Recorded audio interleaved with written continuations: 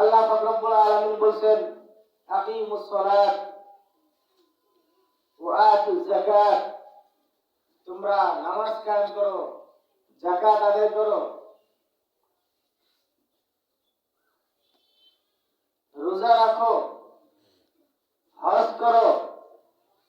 যে সমস্ত বিধানাবলী আল্লাহ পাক রব্বুল আলামিন বলেছেন, আদেশ করেছেন, সেগুলো একমাত্র আল্লাহর জন্যই করা।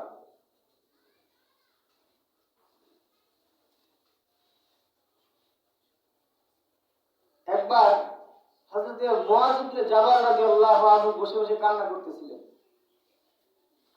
ওমর ফারুক রাদিয়াল্লাহু আনহু সেই রাস্তা দিয়ে যাচ্ছিলেন। মুআয রাদিয়াল্লাহু আনহুকে কান্না করা দেখা অবস্থায় ওমর রাদিয়াল্লাহু আনহু জিজ্ঞেস করলেন, ইয়া কি, হে মুআয ইবনে জাবাল, আপনি কেন কান্না করতেছেন? মুআয ইবনে জাবাল রাদিয়াল্লাহু আনহু বলেন, হে আমিরুল মুমিনিন হযরত ওমর, আমি রাসূল পাক সাল্লাল্লাহু আলাইহি ওয়াসাল্লামের কাছে শুনেছি, রাসূল পাক সাল্লাল্লাহু আলাইহি ওয়াসাল্লাম বলেছেন, কোন ব্যক্তি যদি লোক দেখানোর উদ্দেশ্যে ইবাদত করে, মানুষকে দেখানোর জন্য যদি কেউ ইবাদত করে, সেটা শিরকের মধ্যে গণ্য হয়ে যায়। এই জন্য আমি কান্না করি।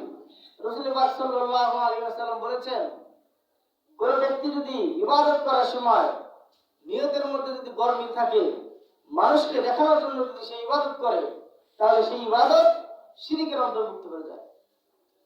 মুআয ইবনে জাবাল রাদিয়াল্লাহু আনহু বলেন, আমার ভয় হয় আমরা কত ইবাদত করি, না জানি কোন ইবাদতটা শিরকের অন্তর্ভুক্ত হয়ে যাচ্ছে, না জানি মানুষকে সন্তুষ্ট করার জন্য না জানি কোন ইবাদত করে ফেলতেছি। এই জন্য আমি কান্না করতেছি। সাহাবায়ে কিরাম রাদিয়াল্লাহু আনহু, যাদের ব্যাপারে আল্লাহ পাক রব্বুল আলামিন বলেছেন, রিদওয়ানুল্লাহি আলাইহিম আজমাইন, আল্লাহ পাক রব্বুল আলামিন যাদের ব্যাপারে সন্তুষ্ট, যাদের মধ্য থেকে নির্দিষ্ট 10 জন জান্নাতের সুসংবাদ প্রাপ্ত, তারা বলতেছেন যে না জানি কোন ইবাদত আমাদের মানুষকে দেখানোর জন্য হয়ে যায়, না জানি লোক দেখানোর ইবাদত কোনটা হয়ে যায়, এই জন্য কান্না করতেছি। সেখানে আমাদের অবস্থা তো অনেক দূরে। একবার এক আল্লাহর ওলি, তিনি কোরআন তেলাওয়াত করতেছিলেন, নিজ বাড়িতে বসে কোরআন তেলাওয়াত করতেছেন। হঠাৎ করে বাড়ির পাশ দিয়ে এক লোক যাইতেছিল। তিনি লক্ষ্য করলেন তার বাড়ির পাশ দিয়ে কে যেন যাচ্ছে। তখন তিনি তেলাওয়াতের আওয়াজটা বাড়ায় দিলেন। তেলাওয়াতের আওয়াজটা বাড়ায় দিলেন, অর্থাৎ একটা আয়াত তিনি একটু উঁচু আওয়াজে পড়লেন। রাত্রিবেলায় সেই লোকটা ঘুমের মধ্যে স্বপ্ন দেখতেছেন, আল্লাহ পাক রব্বুল আলামিন তার কোরআন তেলাওয়াতের বদলা দিয়ে দিয়েছেন, সওয়াব দিচ্ছেন। হঠাৎ করে একটা আয়াতের জায়গায় শূন্য, সেখানে কোনো সওয়াব লেখা হয় নাই। লোকটি জিজ্ঞেস করলো, কি ব্যাপার, আমি তো এই আয়াতটা তেলাওয়াত করেছি, এই আয়াতের সওয়াব কোথায় গেল? তখন অদৃশ্যভাবে জানানো হচ্ছে, এই আয়াত যখন তুমি তেলাওয়াত করেছো, আয়াত তেলাওয়াত করার সময় তোমার বাড়ির পাশ দিয়ে একজন লোক যাচ্ছিল এবং তুমি মনে মনে চিন্তা করেছিল যে সে আমার আয়াতটা একটু শুনুক, আমার তেলাওয়াতটা তার কান পর্যন্ত পৌঁছে যাক, এটা ভেবে তুমি আয়াতটা একটু উঁচু আওয়াজে তেলাওয়াত করেছিলে। সেটা মানুষকে দেখানোর জন্য হয়েছিল। আল্লাহ পাক রব্বুল আলামিন সেই আয়াতের সওয়াবটা বরবাদ করে দিয়েছে। এই জন্য আমাদের প্রত্যেকটা ইবাদত ছোট থেকে ছোট সবকিছু হবে একমাত্র আল্লাহ পাক রব্বুল আলামিনকে রাজি খুশি করার জন্য।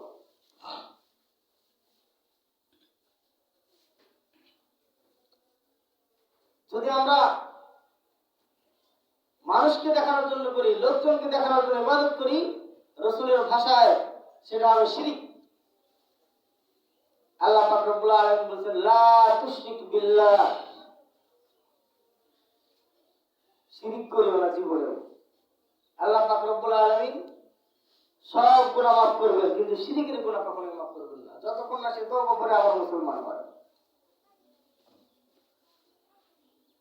যারা পরিমাণ শিরক নিয়ে যদি কেউ কবরে যায়, আল্লাহ পাক রব্বুল আলামিন বলেন সে চিরস্থায়ী জাহান্নাম। একটা সরিষার দানাকে 70 ভাগে ভাগ করলে যতটুকু ছোট হয়, তার চাইতে ছোট হলো জাররা। জাররার একটা উদাহরণ অন্যভাবে দেওয়া হয়, সূর্যের আলো আসলে আলোর মধ্যে দেখা যায় ঝিকিমিকি ছোট ছোট কণার মতো, ওই একটা কণাকে বলা হয় জাররা পরিমাণ। এতটুকু শিরক নিয়ে যদি কেউ কবরে যায়, আল্লাহ পাক রব্বুল আলামিন তার জন্য জাহান্নাম ওয়াজিব করে দিবেন।